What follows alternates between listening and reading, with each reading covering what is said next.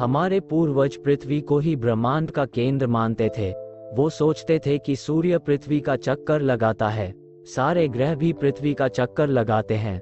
ऐसा करना उनके लिए आसान था क्योंकि तब लोगों के पास उतने साधन नहीं थे जितने कि आज उपलब्ध है। तब बड़े बड़े उपकरण नहीं थे।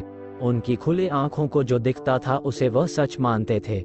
लेकिन आज भी हम बहुत जानते हैं ऐसा भी नहीं है। दरअसल कई वैज्ञानिक मानते थे कि यह ब्रह्मांड स्थिर है, वह हमेशा से ऐसा ही है और ऐसा ही रहेगा। न्यूटन हो या आइंस्टाइन दोनों मानते थे कि यह ब्रह्मांड स्थिर है। आइंस्टाइन ने तो अपने जनरल थियरी ऑफ रिलेटिविटी में बदलाव कर ब्रह्मांड को स्थिर दिखाने की कोशिश भी की थी। आइंस्टाइन ने अपने इक्वेशन में कॉस्मोलॉजिकल कांस्टेंट ऐड कर दिया।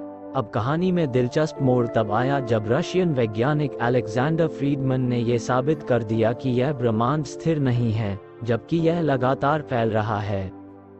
पर तब फ्रीडमैन को किसी ने भी सीरियसली नहीं लिया। पर बाद में जब एडविन हबल ने यह साबित किया कि सच में ये ब्रह्मांड स्थिर नहीं है। दरअसल हुआ ये कि फ्रीडमैन ने जब जनरल थियरी ऑफ रिलेटिविटी के समीकरण को लेकर अपना अध्ययन शुरू किया तो वो इस निष्कर्ष पर पहुंचा कि यह ब्रह्मांड लगातार फैल रहा है।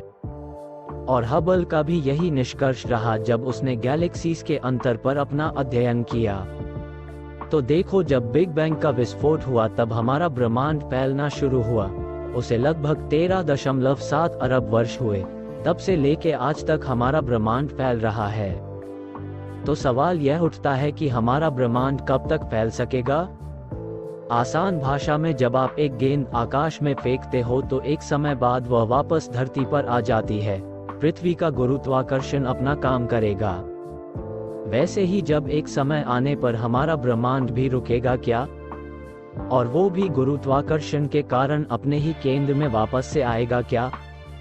फिलहाल तो ऐसा नहीं है। जब एडविन हबल ने अपना अध्ययन किया तो पता चला कि जो दूर की आकाशगंगा है वो हमसे और भी तेजी से दूर जा रही है, जबकि पास की आकाशगंगा जरा कम तेजी से जा रही है।